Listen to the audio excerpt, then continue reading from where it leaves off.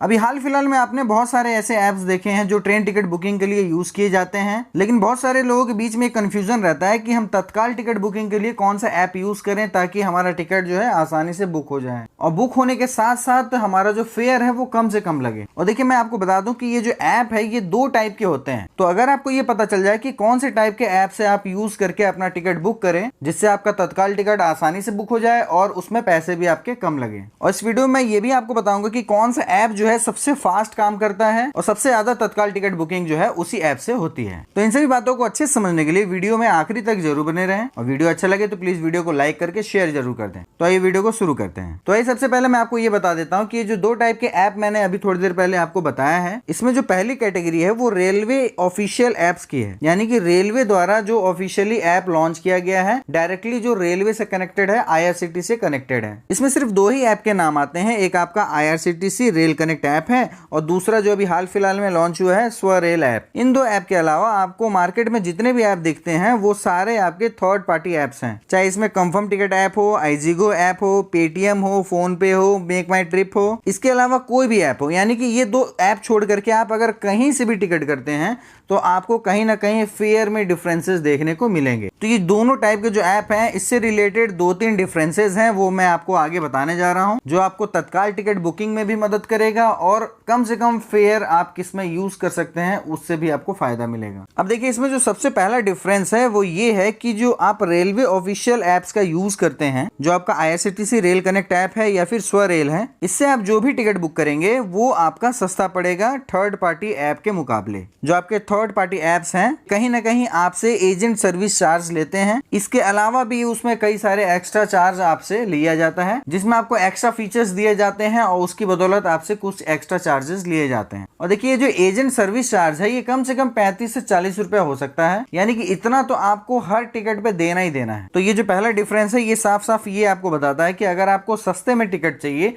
तो आप ये जो रेलवे का ऑफिशियल ऐप है इन्हीं का यूज करें, चाहे आप रेल कनेक्ट ऐप का यूज कर लें या फिर स्वरेल ऐप का यूज कर लें। इसके अलावा ये जो थर्ड पार्टी ऐप्स हैं ये आपको अलग अलग टाइप के फीचर्स देते हैं, जिसमें आपको फ्री कैंसिलेशन का एक ऑप्शन दिखाता है FCF करके। अगर आप इसको सेलेक्ट करते हैं तो इसके तहत आपका जो भी कैंसिलेशन चार्ज होगा वो आपसे नहीं लिया जाएगा, लेकिन इसके बदले आपसे कुछ ना कुछ अमाउंट आपसे लिया जाता है। इसके अलावा इसमें आपको एक और फीचर देखने को मिलता है, वो है ट्रेवल गारंटी करके, और इसमें दिखाता है कि आपको 2x 3x टाइप के रिफंड्स आपको मिलेंगे। उसके लिए आपको कुछ चार्जेस देने पड़ते हैं, पर इसको ध्यान से पढ़ लीजिएगा, वहाँ टर्म्स एंड कंडीशन लिखा रहता है। जैसे आप यहाँ पे देखिए 3x लिखा हुआ है रिफंड, लेकिन छोटे में यहाँ देखिए 2x फॉर ट्रेन लिखा हुआ है। बस के लिए 3x है, फ्लाइट के लिए 3x है। तो ये सब सारी चीजें आप देख लीजिएगा एक बार, उसके बाद ही इन फीचर्स का यूज कीजिएगा। वैसे ये जो फ्री कैंसिलेशन दिखाता है ये एक्चुअल में फ्री कैंसिलेशन होता नहीं है, बेसिकली उतना प्राइस आपसे ले लिया जाता है। हाँ कहीं कहीं आपको ऐसा फायदा हो जाता है, जैसे मान लीजिए कि आपका टिकट जो है वो कंफर्म है और चार्ट प्रीपेड होने के जस्ट पहले आप टिकट को कैंसिल करते हैं तो उसमें जो चार्जेस हैं वो ज्यादा लगते हैं, लेकिन अगर आपने फ्री कैंसिलेशन ले रखा है तो मे भी आपको उसमें थोड़ा बहुत पैसे बच जाएं। और ये जो आपका रेलवे ऑफिशियल एप्स है इसमें जो है कम से कम फीचर रहता है जितने आपकी जरूरत होती है, ताकि आप कम से कम रुपए में अपना टिकट जो है वो बुक कर सकें। अब हम लोग अपने मेन पॉइंट पे चलते हैं, जिसमें मैं अभी आपसे तत्काल टिकट की बात कर रहा था और कौन सा ऐप आपके लिए बेस्ट रहेगा तत्काल टिकट बुकिंग के लिए। तो जैसा कि आप लोगों को पता ही है कि जो तत्काल की बुकिंग होती है वो सुबह 10 बजे से शुरू होती है AC के लिए, और स्लीपर के लिए 11 बजे से शुरू होती है। अब देखिए रेलवे का ये जो ऑफिशियल ऐप है, ये दोनों जो ऑफिशियल ऐप आपको दिख रहे हैं,